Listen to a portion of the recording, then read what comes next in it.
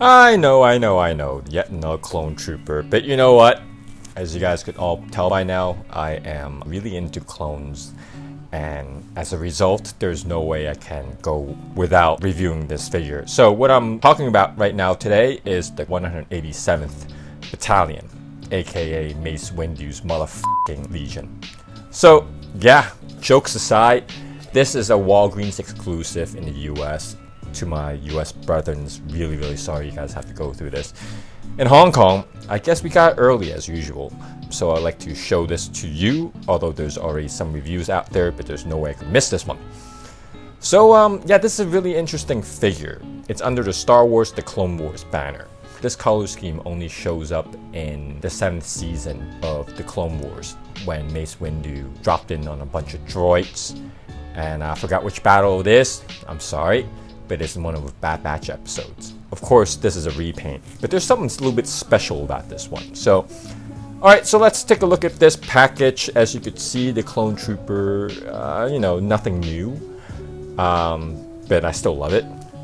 And then there is, it only comes with a DC-17 rifle, or this DC-15. Gosh, you know what, like I could never get it. You guys correct me, because every time I look it up on the internet, I always get different answers anyways from different websites, but it comes with a rifle. So on the side of the package, you've got an action shot of this figure. And then in the back, the description is a little bit generic. It doesn't even say anything about the 187th Battalion. All it says is it's just basically a clone trooper and it serves the Republic. La-di-da-da. There you go.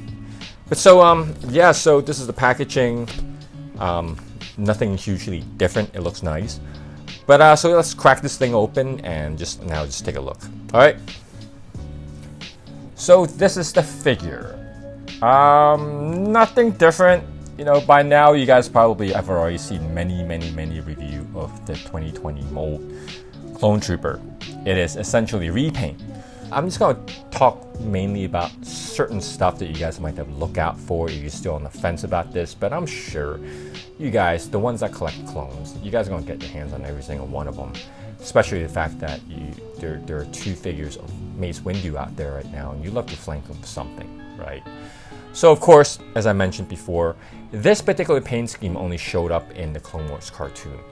Generally in other properties, comic books and such, this trooper comes in white and purple, just because Samuel L. Jackson loves purple, so there's no way of denying it, and of course the trooper's pretty cool to match it. But in this particular case, it's a very different color scheme. And let's talk about the whites, or the light color over here. It's a bit weird. I would describe this figure as multi, in a sense that it kind of is like Ovaltine, right? Ovaltine and Horlick.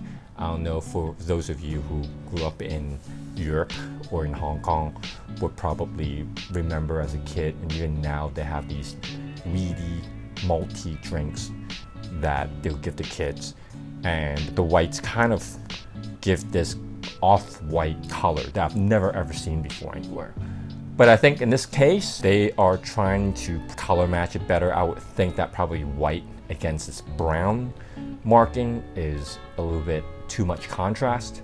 So yeah, I guess they're kind of trying to do a more harmonized type of color scheme. And honestly, when I first saw it, I wasn't so hot about it, but now the more I look at it, is okay, why not? There's so many white and whatever troopers out there that, it's good to sometimes have different color schemes out there. So I'll give it a pass.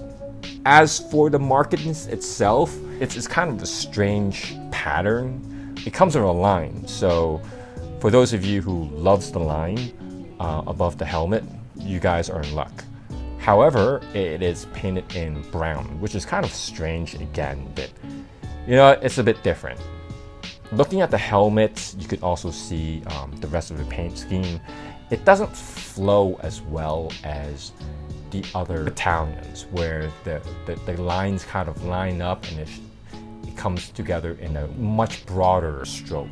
And here it just kind of breaks up here and there, and it kind of picks up other places, and it doesn't really line up. So The pattern itself, I'm not a huge fan of.